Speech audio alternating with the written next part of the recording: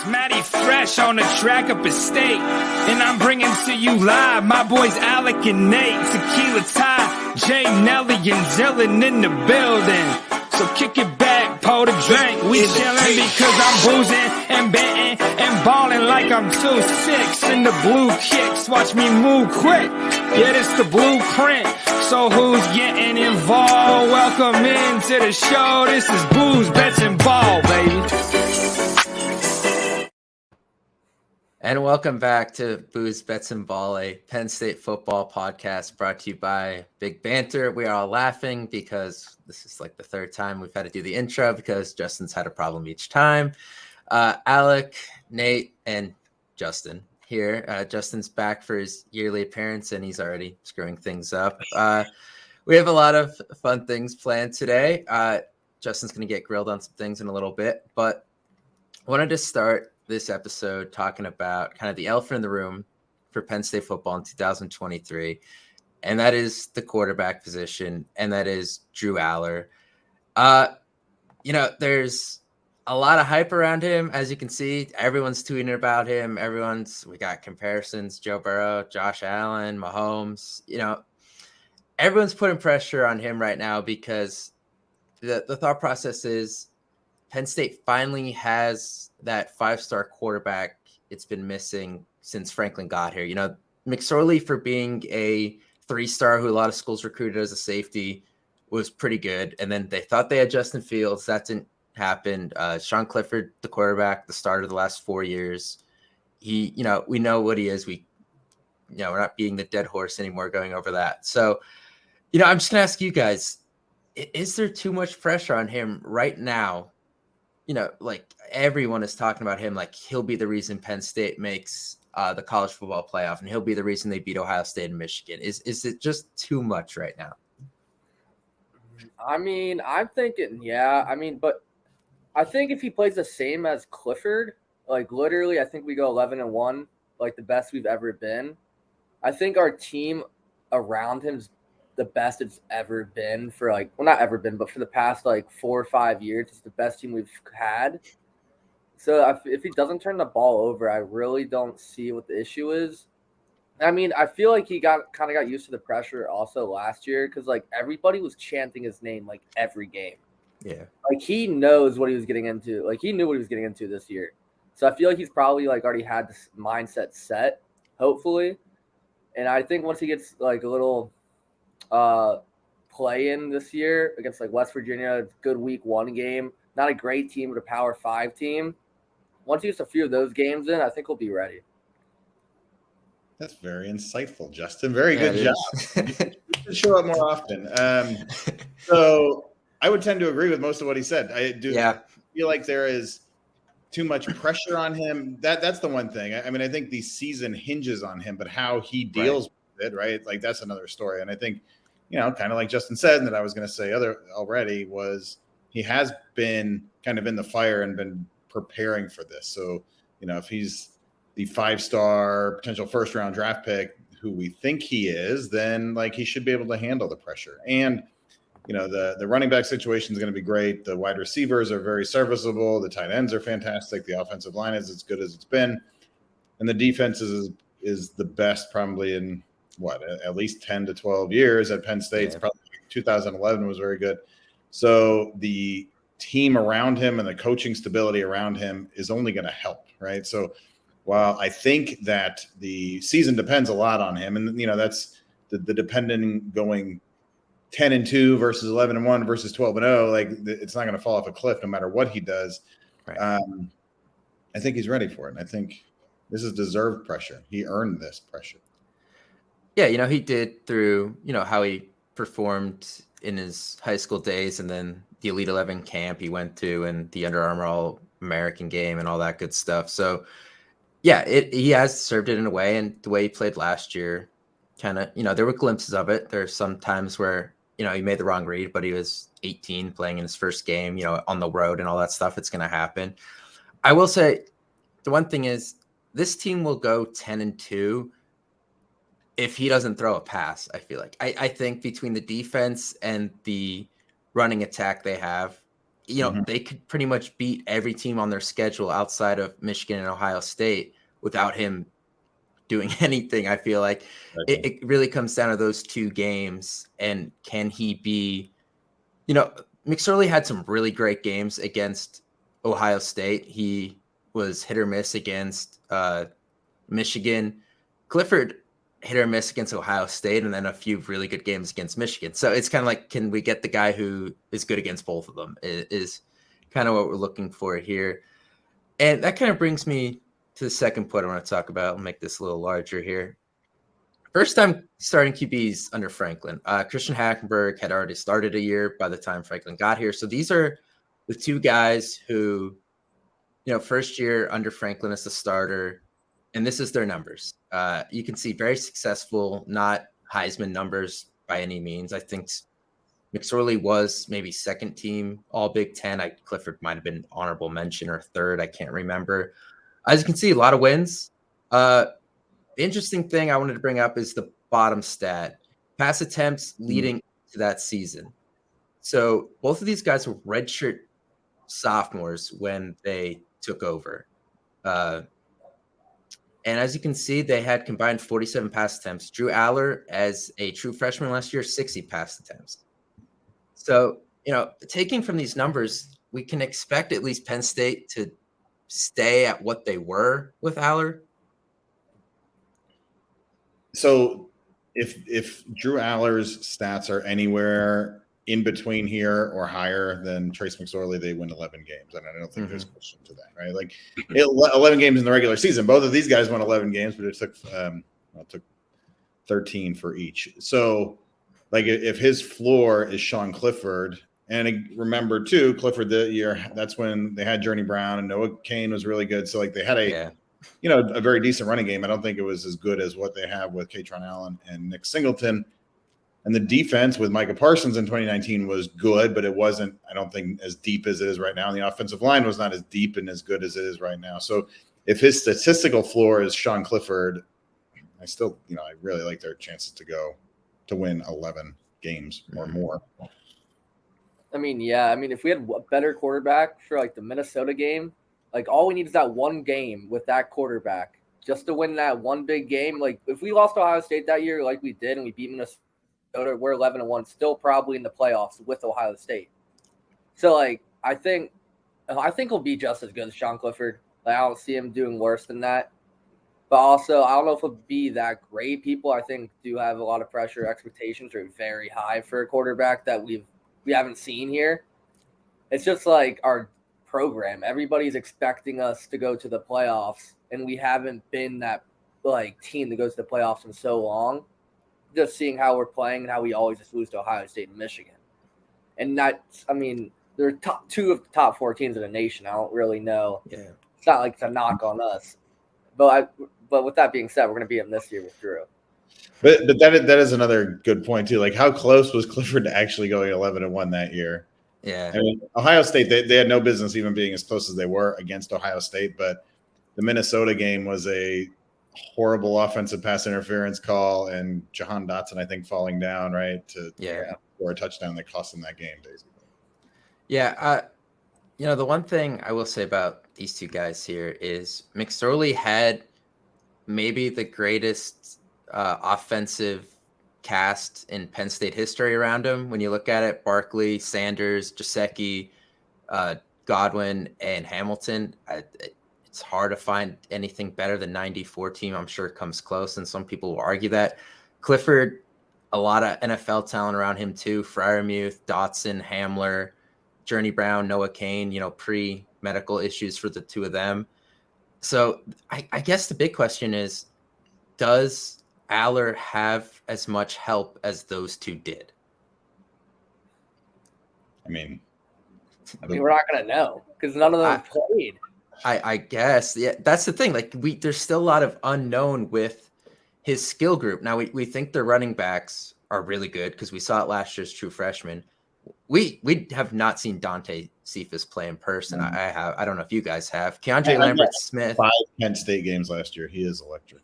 Yeah, Keandre Lambert-Smith flashes stuff. It's not always consistent, but at the same time, he wasn't always getting a high volume of looks.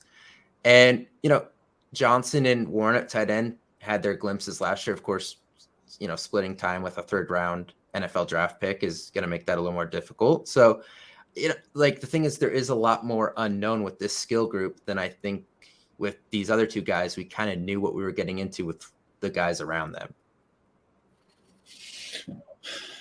Okay, let's go back. So let's pick. All right. So okay, would you take Journey Brown, Noah Cain, or Singleton and Allen?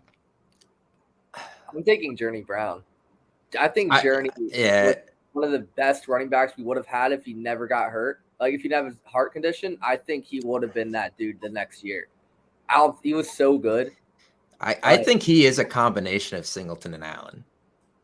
I think he's really good, but Nick Singleton is one of the 2 or 3 best running backs in the country right now, right? Yeah, John Allen is one of the 10 best running backs in the country. Okay, so let's say that's I think the running back is kind of void. We called even. Yeah. Okay, and then you had if you're talking 2016, you had Saquon Barkley, Mark Allen. Miles Sanders. That's a group of its own. I don't think Penn State will ever have a running back room like that again. In 2016, though, right? He got some. I think he had like 30 carries, something like that. He scored a couple touchdowns. So I don't know. I think that's a wash. I think the tight ends are actually pretty good. Maybe they're not Pat Freiermuth. It's a deeper unit. Yeah. Like we could talk about the true freshman Rappley too. They love him. I mean, they think they're 4 or 5 deep there this year. Yeah, so that's probably going to be a good unit. I do agree that this year's wide receivers are definitely not as good as 2016. No. Or are they as good as 19? Are they as good as Hamler and Dotson? Hamler was so good. I mean, that team was unknown too, because like Dotson wasn't that dude back then. And Shorter was terrible. So, and then who they have? Daniel George. I don't know what happened to him. But 2019 was the year when 2019 was KJ's like real breakout year, right? I guess. When he did some good ones in 2018, but 2019 he was the man there. So can Dante Cephas be KJ Hamler basically? But it's not going to be Chris Godwin, right? But I think Godwin's a better comp for him than Hamler, considering the size and kind of what they do. But I don't know. Line. The line is better. That's the big thing that we need to talk about. Yeah. Allar definitely has the nod at the line of all 3 of them, which I think is a big thing. We're just going to call the running back thing a wash because I think all 3 of those groups are good. Receiver, I think this is the worst, and it's just because we don't know enough yet. They have a lot, there's 5 guys from that 2022 recruiting class who were 4-star receiver recruits, and we don't know a damn thing about any of them. Yeah, Caden Sanders needs to do something. Yeah, Omari Evans, Anthony Ivy, Tyler Johnson. There's a lot of names in there. Just kind of waiting for one of those guys. He is serviceable. He did good things last year. Yeah. Omari Evans got some run too. I mean, you would have expected Caden Saunders to probably be the one last year, right? But he didn't make the field very much for whatever reason. So I really, really like Keandre Lambert-Smith though. Last year is one of my favorite players. I think I like the way he is leading and kind of being a little more vocal now on social media and doing some stuff. He's got some swagger to him that yes, since KJ they haven't really had. Yeah. And he had a hell of a game in the Rose Bowl too. So could be a breakout for him. Yeah, just one really quick thing. We saw the Rose Bowl, obviously.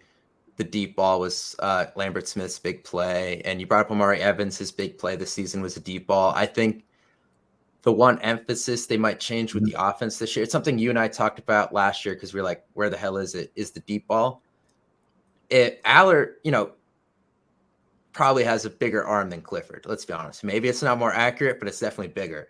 I think then these speedy receivers are going to be way more in play than we saw the last 3 seasons because they're probably going to go downfield to the volume they did in 2017, 2018. I would love, and I don't know where it is. I think you have to go to Pro Football Focus. I would love to see the depth of target because that is exactly what we talked about with Sean Clifford last year, right? Is that he was He was not throwing anything deep. And I'd like to see the comparison of 2016 and maybe not so much 2017, but 2016, where Penn State thrived on, it was kind of like chucking hopes in a lot of those games, but they worked out because they had good receivers, versus what it was in 2019 or any Clifford year, because it was always shorter. And I think that is an element of the game that is going to come back. And Drew Allar has to be more accurate of a deep ball thrower than what Trace was, right? He's just got a bigger arm. He's a bigger dude. He's going to have a better line behind him. And I love Trace as much as anybody, but like, he doesn't have the same skill set, I don't think, that Drew Allar does. So No, especially size wise and arm. So yeah, that's something we're going to monitor, I guess. Camp starts in a couple weeks, so I'm sure Franklin will start talking about receivers stepping up and all that, and we'll have a better idea of what I think we know. Cephas and Lambert Smith are starting. I think it's that third spot that everyone's kind of interested in. And, I'm of the belief that we're not even going to see three receivers on the field that much because they have three running backs they like. I mentioned they have 4 or 5 tight ends they like. I think if they feel like the talent at these other positions is greater, then we're just going to stick with these two at receiver most of the time and, play the best player regardless of position. I have to go back and dig this up for the next time too. But like Mike Yursich is always going to be a little bit more pass biased than, Sriracha or, Ricky Ronnie and these guys. And I wrote about that a couple of years ago. So I'd be curious if that changes and if he's forced to change it all now because of the personnel that he'll have. Like, it would make sense to be more run dominant now with, the tight end group that you have and the running back depth that you have. Yeah. So we'll see how that goes. And maybe if wide receiver is a weakness, but a perceived weakness. All right. Changing the page here a little bit. We had some interesting Big Ten news between shows, and that is that Pat Fitzgerald got fired by Northwestern over hazing allegations. He was suspended for 2 weeks over it. So the university was aware of it, and then it kind of became public, and I guess it snowballed to the point where he was actually let go. So obviously, I think the second longest tenured Big Ten head coach behind Ferretz at Iowa. So this, a big shakeup there. Kind of the type of guy you just felt like a career guy in one spot just because of his allegiance to the school and all that. And the fact that, I know they're kind of stuck in mediocre land, and I don't know, he seemed content with it. It looked like after he turned down, I think the Bears went after him a couple of years ago and he turned it down. So, just seemed content being there. Shocker, obviously, but I think when we did the standing projections a month ago or so, we had Northwestern winning like 3 or 4 games. I'm going to tick that down to 1 or 0 now. And obviously that hurts Penn State in a way because we talk about this possible 3-way 11-1 tie with Michigan and Ohio State and Penn State. The tiebreaker comes down to your record against the West opponents you played, and Penn State has to play Northwestern this year, as Michigan and Ohio State do not. Yeah. So an 0-9 stamp in the middle of that record, it would really hurt Penn State in that scenario. Well, yeah, and then they only have Iowa and Illinois. So what do we want to talk about? We want to talk about that, or we want to talk about the I mean, you tell me whatever you want to talk about there. That was long-winded, but I had to get it all out. Yeah, I mean, he was never going to leave unless, Right. They do. I forget all the details, but I'm trying to recall them for jokes, but probably better we don't. Like the one thing that's a little bit, I don't know, it's going to work against the university on this, I think, is that the official investigation, and don't quote this, right? But it allegedly said, like, the official investigation came down that he didn't have knowledge of this. And like, so if he doesn't have knowledge of it, how are you going to hold him this accountable for it? How are you going to fire him if you say that? So, that was a total PR, just try to get out from the heat. And they're going to pay him a shitload of money to make up for that, which maybe that was in the calculation, I'm sure. But I mean, I didn't see him leaving Northwestern either at all. I just heard about like some of the hazing stuff. That stuff, I mean, that's pretty crazy what I read. Like, wasn't expecting that in Northwestern at all. But I mean, also with that being said, the people that stuck around with the transfer portal, like, be out of there so quickly. But I mean, yeah, I see him winning maybe 2 games. I mean, it's also the West, so maybe if players are motivated and not many leave for some reason, who knows? The West isn't good. There's no one's that great there, so they could maybe win 3 games. But I think now our game's literally like, who's even going to be at the game? Like they're playing us. They're not going to like expect to win. No one's just going to go. Feel like it's just going to be like a terrible game. I mean, it's supposed to be a good game. I mean, not a great game, but at least something. Like I like playing Northwestern. They usually give us a good fight. So they do, and it's actually now though it kind of helps quite a bit because you would have thought that Northwestern would have been they always have a good defense, right? The earlier in the year you play them, the better they tend to be. So now that is the third. That could have been a big trap game because it's right after the Iowa game, which is right after the Illinois game. So this actually kind of frees that up a little bit. So now you have 2 months from now, we're gonna like talk about how we blew the game against Northwestern. But you have now Iowa, where you're gonna get the crap kicked out of you. Hopefully they win, and then at Northwestern, at Minnesota, or I'm sorry, at UMass, Northwestern by UMass, Ohio State. So you have basically 3 weeks to prepare for Ohio State now, which is pretty damn good if that's how it shakes out. Yeah. Yeah, that is. Bye week and 2 teams who probably won't win more than 3 combined games. So that is, I don't know if I've ever seen a stretch like that on a Penn State schedule before, but that will be the case this season. So any kinks in the offense that Iowa finds that we can't exploit against the Iowa defense or the Illinois defense, like this whole thing makes these first 6 games look very, very good right now. So this could be a top 5 battle in Columbus. Yeah, I will say, I guess you have to not to put too fine a point on it, but I, for one, am very happy that simulated sex acts and things are no longer acceptable in colleges. So yeah, I'm glad that hazing is gone away and stuff. It's never good. No, it's So while I think he got a raw deal a little bit, I also agree that this shouldn't happen. No. Yeah, I don't think this is the end of it. He has a lawyer. Players have lawyers now. This will come up again. I don't see any chance he's back at Northwestern, obviously, but more of this story will eventually come out. And wanted to finish with a kind of a big banter talking point from a couple of weeks ago, because I guess Northwestern is kind of in this situation, or I guess their head coach didn't step down, but he's gone. Your head coach steps down effective immediately. You can hire any of the 13 other Big Ten head coaches to step in as your head coach. Who are you guys taking? I have to go Jim Harbaugh.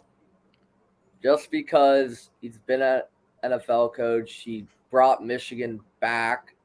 Like, they couldn't beat Ohio State. He's beat them back-to-back years. And they manhandled them, honestly. They were running all over that team in Columbus. So I mean, I just think it's either him or Ryan Day, I think. But Ryan Day was handed that. He hasn't done anything with it yet. So until that happens, he hasn't impressed me at all. Yeah, you beat us, but you haven't gone to the college. You haven't wanted every Ohio. Yeah. Right. So I mean, if I gotta pick someone, I'm going Jim Harbaugh. I mean, he's shown something that I wasn't expecting. I really didn't think he was gonna go to the playoffs with Michigan. And let alone back-to-back years, and people are expecting it to be 3 years in a row now. Yeah. So with the team he has now, he's built it up. So I think he's a good coach. I'll give him that. Man, Nelly is on fire today. So he is.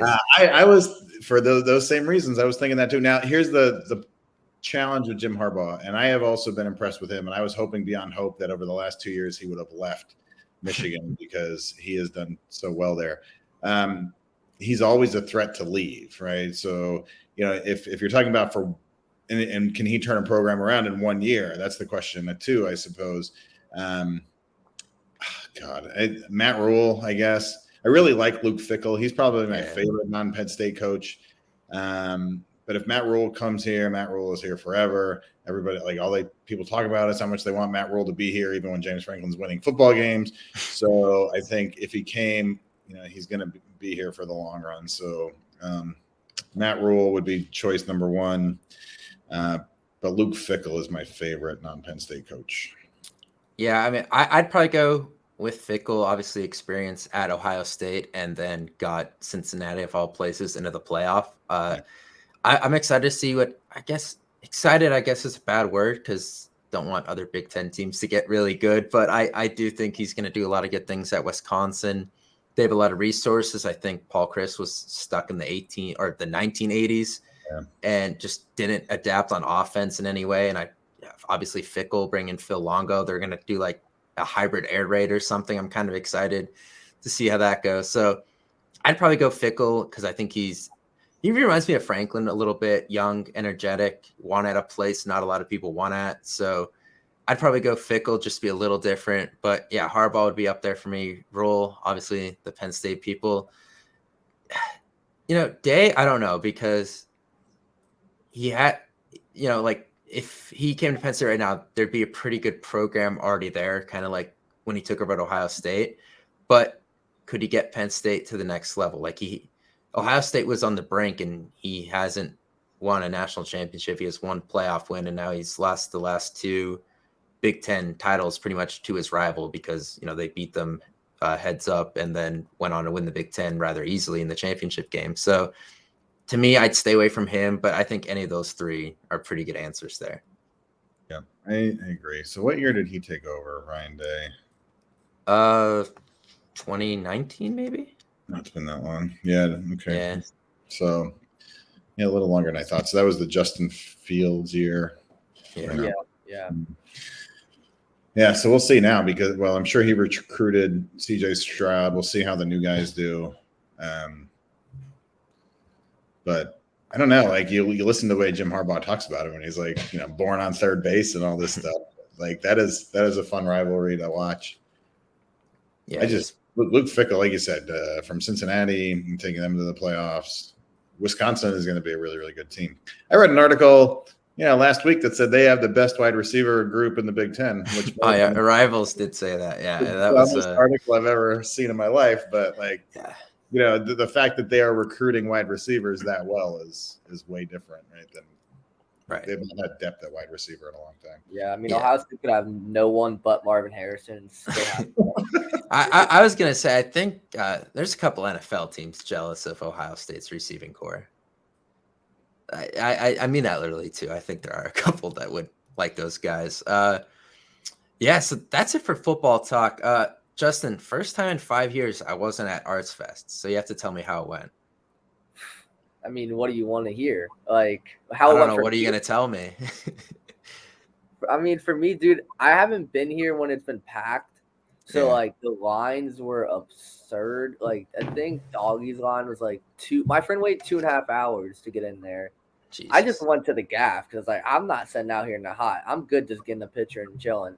So like I just kind of like floated around because I haven't been to all the bars yet. So I really bar crawled the whole time just to like try out each bar. So that was pretty fun. And then I actually went to Arts Fest for a little bit during the day. You would, yeah.